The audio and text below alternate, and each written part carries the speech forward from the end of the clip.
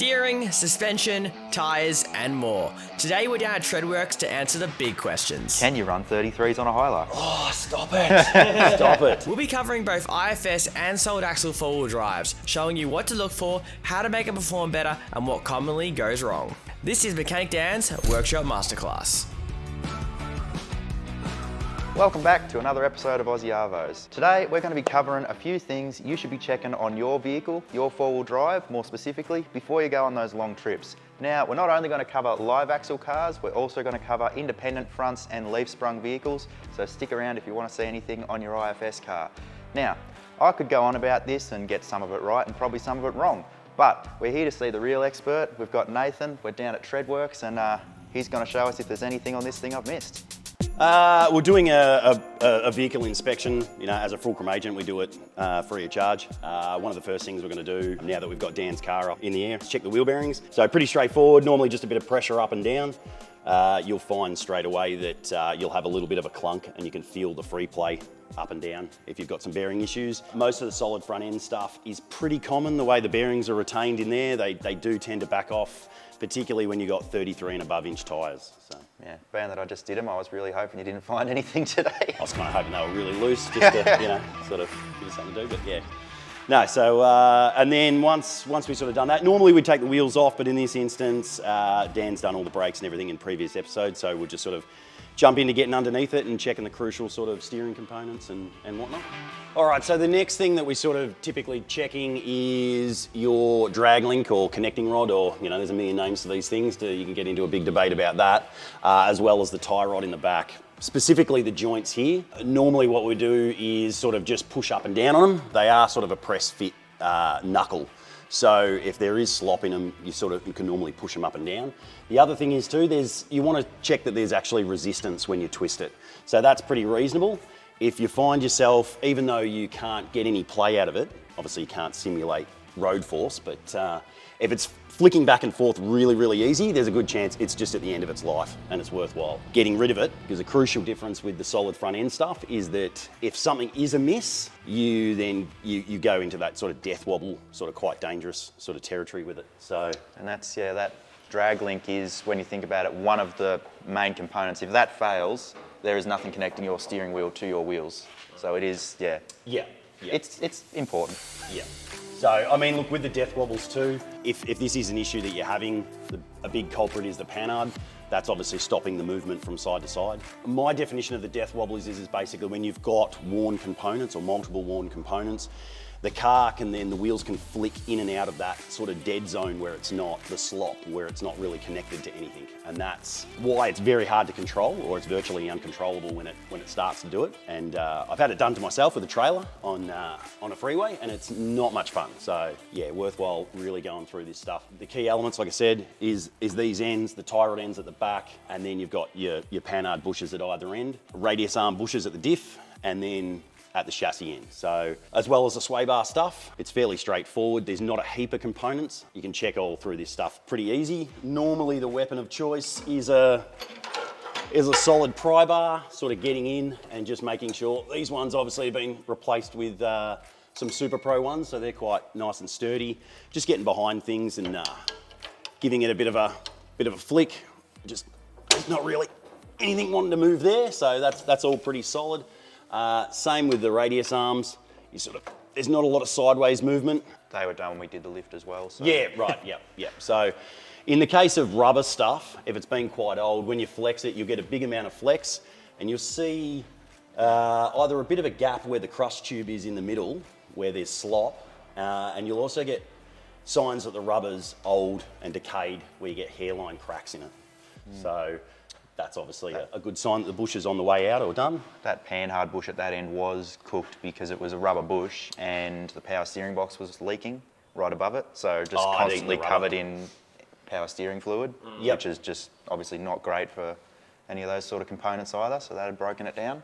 Yep. So, yeah. And look, obviously too, bigger wheels and bigger offset adds a lot of leverage, so it increases the amount of force on these bushes.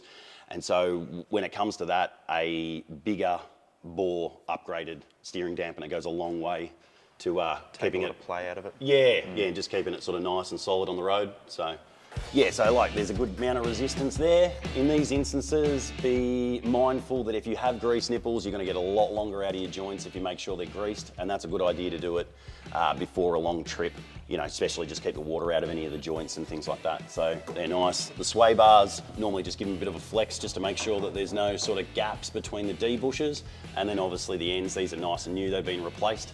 Normally you can grab the end of it, just push it up and down. You'll feel a notch up the top or any play in it. That's all happy in the front. None of the shocks are leaking, anything like that. All the mounting bushes, upper and lower, are all nice, and everything's done up nice and tight, so there's no sort of slop there. It's all happy. It's pretty good, mate. It's almost as if you'd never go off-road. Oh, come on. It's almost as if I spend more time working on it than I do driving it. Well, that's it, yeah. So, all right, so just moving to the back of the car. Basically very straightforward, similar to the rear, to the front, but we're just checking these in the instance of this being a coil rear. We're just checking the trailing arms, upper and lower. All the bushes on these are sort of a rubber, but there are no signs of cracking or anything like that. They're all nice and firm. There's not too much play in it. You know, obviously you want a bit of flex in it. The links here have been replaced just recently with Super Pro links, so they're all nice. The boys with the patrols and the big boys, you know, like the 3.5 ton over GVM touring monsters, always a good idea to check these angled, the angled frame on the top of the spring seat. If you don't have any bracing, you probably should consider it, because these are prone to cracking when under heavy load, so especially when you're doing hard four-wheel driving. All the shocks are fine, no leaks, no issues with the upper and lowers. It's all pretty straightforward, so it's all happy in the back. Yeah, the new links brought that sway bar down that was hitting on the diff center, which is probably something to watch. Not majorly, but at full flex it was topping out the center there on the diff center. So they're like, same as what basically went in Liam's, you buy a longer than standard link and then cut the thread down to suit. I've managed to keep the factory sway bar disconnect on that side, which was a bit of mucking around, but I made a little custom part and got it to work. And the fronts have actually put a disconnect in, so it's a manual disconnect, but it'll be interesting to see how much more articulation that gives us. Yeah, in the rare instances where these things actually still work, they are actually really good. They make a huge difference. I see a lot of people saying just they rip them out, but I love it. It seems to work really well, so like you said, I think a lot of them are just broken by the time people get them, so they don't worry about them. Yeah. So with all the bushes and that in the back end covered, another thing to look at is your driveline itself. So a major sort of wearing component, especially in these older four-wheel drives, is your drive shaft unis, and your slip joint in your drive shaft is worth having a look at as well. These are really basic to check. You're basically just gonna grab the drive shaft near the uni and try and rock it up and forth, or back and forth, and even then you can rotate it or go left to right across the axis of the cross. And basically also check that everything's been greased, which obviously in this case it has. So everything's good there. These, again, are pretty new. The car's done nearly 400,000 Ks, so they were worth replacing, but they're something that often people just forget about. And the more you throw your car in mud, the more these things are gonna wear. The other one is the slip joint in the drive shaft itself. Now that again has a grease nipple on it. If you are gonna grease that, which you should, periodically, just 1 to 2 pumps of grease, don't overdo it. They end up acting as a hydraulic cylinder, and you basically preload the entire drive shaft, which in turn wrecks the unis. Yeah, and like you say, they are a crucial part of it. We have had people that have had ongoing balancing issues with tyres that turned out not to be wheels and tyres. It was a driveline issue where you do get a mild vibration, and sometimes severe, depending on how much they're worn, through the cab, and it can feel like a wheel balance. I had that in my VH. It was I thought it was wheel balance, and ended up pulling a uni out and finding it about to fall out. Yeah. And while you're here, it's worthwhile just sort of, once again, pry bar, just checking your transmission mounts. You know, they can clunk around a bit, and you know, if they're moving around and cause a few issues as well, especially when you've got very limited clearance between long range tanks that a lot of people have got now. That is it really hugs the tank there. So because you got to remember, obviously having a panhard, when the ride height changes or you're flexing, the diff will move from side to side, and we have had a few where the bushes flogged out to the point where they've gone full flex, and they have all these nice big rub marks where the tail shaft has been up against a long range tank, gouging it and whatnot. So that's something to take into account as well. All right, so that pretty much covers everything we're going to look at under the car. Now, it's definitely worth having a look, or I think it's worth having a look at this sort of thing. We've spoken about how these things can progressively wear, and you may not notice them while you're driving. Front end stuff you might notice a bit more, but the rear end possibly not. And as things wear progressively, it'll just sort of slide under the rug, whereas when you replace it, you'll go, how did I not notice this? You know, it'll be night and day. So definitely worth a look. If you're not confident in getting under your car and crawling around, look at all these things, or maybe you just don't want to do it on the floor without a hoist, feel free to run down to a fulcrum dealer like Nathan at Treadworx to get a free suspension check on all these sort of things. Yep. A no pressure Yeah, free definitely suspension worth check. noting. Yeah, so yeah, just a friendly going over and a bit of a list, and if there's anything crucial, we'll let you know. And Pretty much exactly what you've just seen today. yeah. So all right, well, we'll get this off, and then we'll get my independent nugget on, and we'll go over some of the differences and what you should be looking for in independent leaf sprung cars.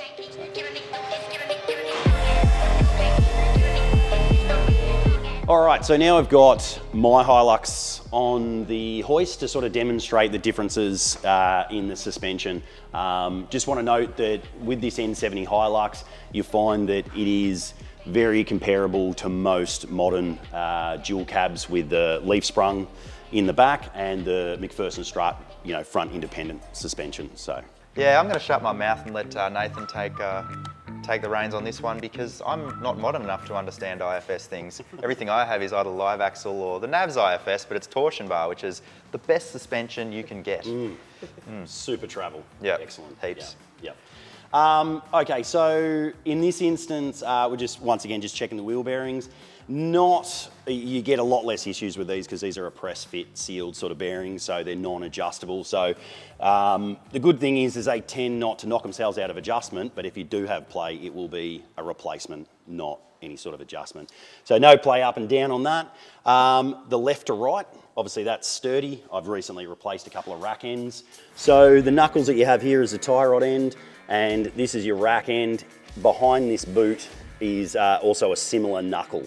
So if you are getting play and it's not coming from there, then it will be coming from the rack end. Obviously that's, once again, fairly crucial. That's what's connecting you to the wheels to the steering wheel. These aren't uncommon too. You've probably seen a couple of YouTube videos of Hiluxes trying to get up something and going bang, snapping them, and then they're looking a bit cross-eyed. So yeah, lower control arms, these cop an absolute beating. So if you go up anything, rocks, things like this, these are the first thing that sort of cop a bit of a beating. So if the chassis rail's a bit bent in that where that bracket is, sometimes you have to undo them. It is a good idea to make sure that these are kept clean. And they may even spray a bit of lubricant on them from time to time. We get a lot of these where the crush tube will rust, get an ingress of water and dirt and rust itself solid to the pin. And in that instance, it's a bit of a nightmare. So we've had one where it took over 20 tons on a press to push the pin out of it once it had been rusted.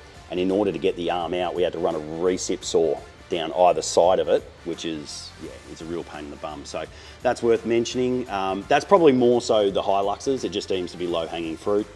This is why we always have heavy-duty bash plates and all this sort of stuff. Most dual cabs, this lower bush cops an absolute beating too. So the entire pressure of the spring and weight of the car is on it. So at a glance, if you notice that this bolt doesn't look like it's center to the ring where the bush is, so this looks like it's sitting lower, there's a good chance that it's starting to split the bush.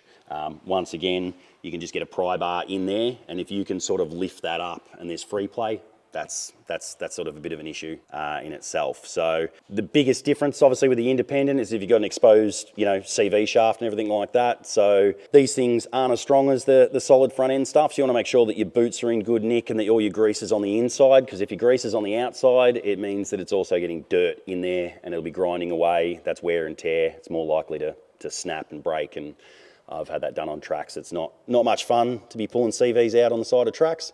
So that's sort of the main things you want to look for there. Obviously same thing, ball joints, just pry bars in there, just check ball joints, make sure there's no play, and also the upper bushes. So yeah, It's worth mentioning too that with the whole wheel bearing things, there are some earlier dual cabs, more so in your sort of 2000 to 2010 models where they do have an adjustable bearing. So keep that in mind. It's probably more so the sort of 2010 onward stuff that has that sealed ones and all the N70 and N80 Hiluxes. So yeah. So in this instance, there are a lot of really good offset and upgradable parts with the independent stuff just to make it work a little bit better. This is your standard Fulcrum Formula 2-inch kit. It's valve sort of in the middle, so it's not too soft, not too hard. I've been quite happy with it with the King Springs. To try and make this work the best that it can, there's a 40mm fat bars diff drop in it. So at 2-inch level on the ground, the CVs are nearly dead straight, which the straighter they are, the least amount of resistance, less amount of resistance and overall wear and tear. Because even when it's not in four-wheel drive, it's still rotating with the wheel, and so it's still wearing itself out. What I've decided to go for trying to get maximum sort of clearance with wheels on top of maximum sort of articulation and everything, the solid state Super Pro caster correction upper control arm. Now, there is a few misconceptions with these. When they talk about better clearance, they're not talking about clearance for big wheels. They're talking about the inside edge here. When you go full droop, the factory arm, not only is it on a steeper angle at 2-inch, putting more stress on the upper ball joint, but it also can foul on the spring. And so what happens is then, and I've seen it happen where ball joints have been pulled out of independent cars because the arm's resting on the spring and can't travel, the full weight of the wheel and everything is pulling on this ball joint. So if there's a bit of wear in it, we have sort of seen that sort of issues before. Now, when people put these in, what you've got to understand is that caster, there's a bit of a conception that more caster means more clearance. Now, that is the case when you're adjusting it with the lower arms, because what we actually do, the caster is the angle, your pivoting angle between your upper and lower ball joint. So when we increase the caster with the lower arms and these cam adjusters, the lower ball joint gets moved further forward, increasing this angle. And what that'll do, move the steering knuckle away and the wheel away from the mud flap and body mount area, which is a common problem with most dual cabs with clearance. So what this does, in order to increase this angle, if you do it with the upper, the ball joint is actually moved further forward towards the cab, increasing that angle, which will then move the wheel closer to the area you're trying to avoid. So what I've done here is, although I decrease part of the clearance, Super Pro for the N70s, and I think there's a couple other models that they do extra offset lower arms. So the bush here has an extra offset where it pushes this forward as much as it can and the front as further forward as possible, and that moves the ball joint further forward, increasing that angle. So now I sit at about 4.5 degrees of positive caster. I get the maximum downward travel, the maximum clearance from here, and it works quite well. It works really well. In saying that, obviously, yeah, there is a few dollars of supporting mods in there, but this is sort of, I found, with alignment specs versus articulation clearance and big wheel clearance, this seems to be the best package that we've sort of come together. So there is a lot of stuff on the market as it's a growing sort of market for the independent cars. So there's a lot of stuff out there, and we do a lot of stuff, and yeah, get it sort of to work well as best as we can. So Can I ask the big question on that? will it outflex your car? Absolutely. Not really. No. Can you run 33s on a Hilux? Oh, stop it. Stop it. The short answer is no, depending on what your idea of fitting. If you feel that you're just going to bolt it on and leave everything as is, no, it will rub in some way, shape or form. Something like this is your best bet, but you've also got other variables. What type of wheel can determine exactly what offset you're running, even brand of tyre. So where we see certain brands are a little bit skinnier than others, and if you put 10 different brands of tyres that are supposed to be the same size all next to each other, some are wider, some are taller, and you'll find that 5mm can make or break you. And there has been known to be more than 5mm difference in tyre branding. So you've got to remember that the corner of the tyre at that 2/3 to 3/4 turn is the widest point, and that's where it always wants to rub in this area. So if you're prepared to do a little bit of trimming and this, that and the other, and you set things up and you're clever about the sort of control arms and the alignment specs that you're doing, yes, you can. You can squeeze them in there with minimal trouble, but it's not just as easy as slapping it on. I find the best, if you want to go big rubber, normally the Rangers are the best. 2-inch lift, 33s on, happy all day, no dramas. Navaras aren't too bad, although their depth with offset, they tend to, in order to get a 33 and get it happy, you end up getting a bit of tyre poke, which normally attracts a bit of boys in blue attention, so you want to sort of try and avoid that. But yeah, the worst ones I find for clearance issues are normally D-Max Colorados. They have a very large body mount for safety reasons. They put an extra bit of meat on it, so in case of a collision, if the wheel is hit, it doesn't intrude on your leg area in the cab. It's stopped and rolled under the car by the body mount. So, and they always seem to be mostly more happy with the 32. But yeah. So just moving to the back, a couple of key things to have a look at is, most lifted four-wheel drives now have a heavy-duty greasable shackle to be greasing them.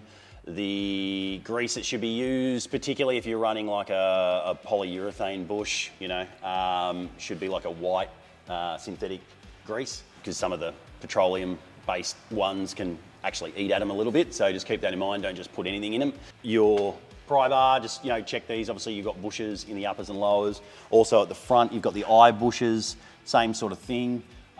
You want to just sort of, under high flexing, sometimes you can get a leaf that starts to go a little bit sideways.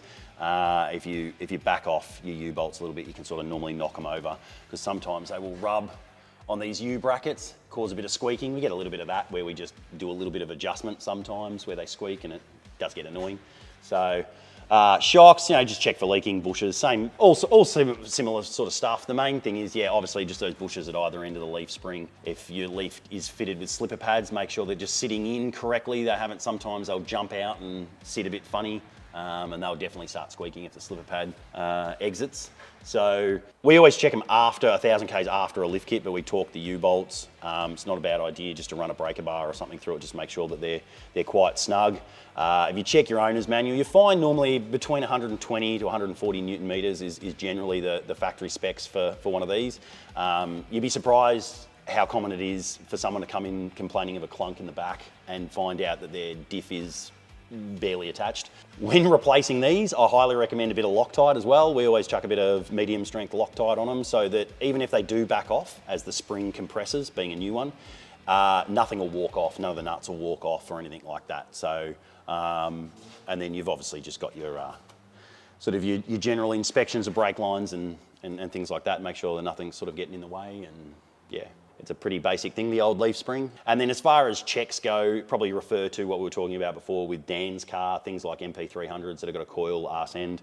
It's pretty much the same practice there. And look, the same thing applies to the unis. Probably going a little bit further on that with the dual cab stuff. Most of them will not just have unis, they'll have multiple.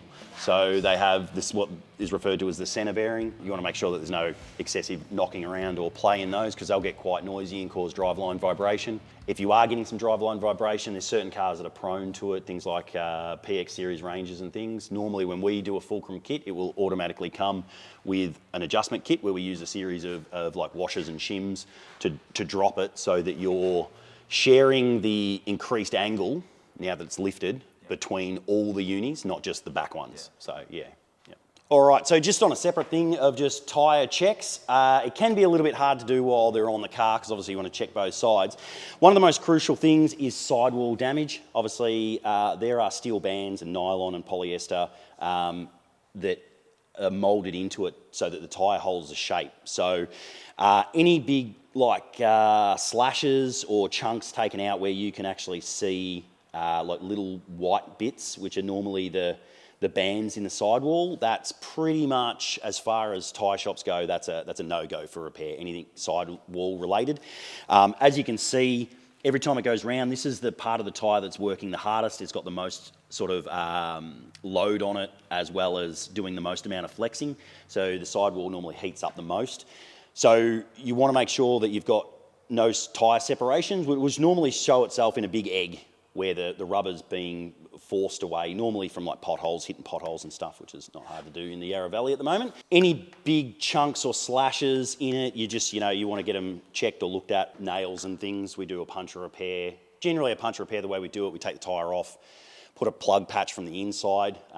That's, we guarantee that for the life of the tyre, so that's all legitimate and legal and everything, the way we repair it. The other thing to touch on is not just whether or not the tyres have adequate tread, it's also the life of them. Now, a lot of these sort of all-terrain tyres are made for high kilometres and high life. So what can happen when you don't do a lot of Ks, you find that the tyre is getting old.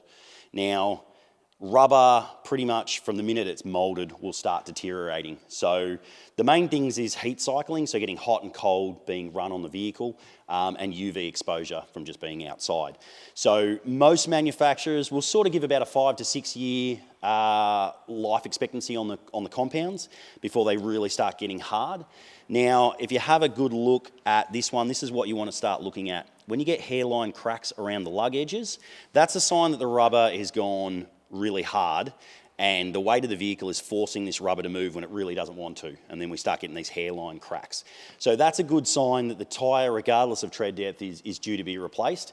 Now, the biggest safety issue with not replacing it, having 8, 9, 10-year-old tyres, and this is very common with trailers, you see on a hot day on the side of the Hume a lot of trailers sitting there. When they're, say, sitting on a highway, you've got a hot day, the pressure will increase on them, and then that's when they just tend to go bang. And you end up with a blown out tyre and a real safety issue, and then obviously you're stuck on the side of the highway somewhere. So once again, don't just rely on, yes, the tyres have heaps of tread, also look at the sort of how old they've been. You'll find that in this instance, if I can find it, so you're looking at something like this. For instance, 3516, on the 35th week of 2016, this tyre was manufactured. So obviously this is we've replaced this. This is sort of 7.5 years old. So it's probably been on a car for probably about 7 years. And like I said, you've got those hairline cracks and this was definitely due for replacement. So keep an eye on that. So that pretty much covers everything to look at on Nace Hilux here. I think we've covered everything to do with independent front, leaf rear. We've covered live axle, both front and rear with coil springs on my GQ. And I think the main thing to take away from this is, we can joke, but at the end of the day, whether you've got a coil sprung car, a leaf sprung car, independent or live axle, they both need maintenance. They both need these things checked out. They need different things looked at, and they both have their strong and their weak points. But either way, something you've got to keep on top of if you want to keep your car going down the road safely. So yeah, get under your car and have a look, or if you don't feel confident or you just don't want to, get down to Treadworx and see our main man here. He'll look after you. No, yeah, we just go through the whole thing, and like I said, free suspension checks at Fulcrum dealers, and just go through and make sure everything's good. Because like you say, look, it's all a lot of the components are very similar. I think independence, probably you can have a few things wrong being a bit more modern. You can have a few things wrong with them and not really realise it more. You tend to get the wobbles on with the bigger stuff. But like I say, it all has rubber bushes and ball joints, and they all wear out, and should all regularly get checked. So thanks to Nath for having us down here and running us over everything on the cars. I was sure there'd be something I'd missed, but it appears pleasure, mate. Pleasure. Hanging around you enough, I have picked up a few good things on suspension. So yeah, if you guys are looking for anything tyres, suspension related for your 4B or even your street car. But I mean, look, we do specialise in four-wheel drive stuff, but we do everything from wheelbarrows up to four-wheel drive. So do a lot of passenger vehicle stuff as well, which we get asked about a lot. Oh, do you do cars as well? Yeah, we do pretty much everything. So sweet. Yeah, make sure you rock on down to Treadworx at Lilydale. Too easy. And we'll see you guys in the next episode.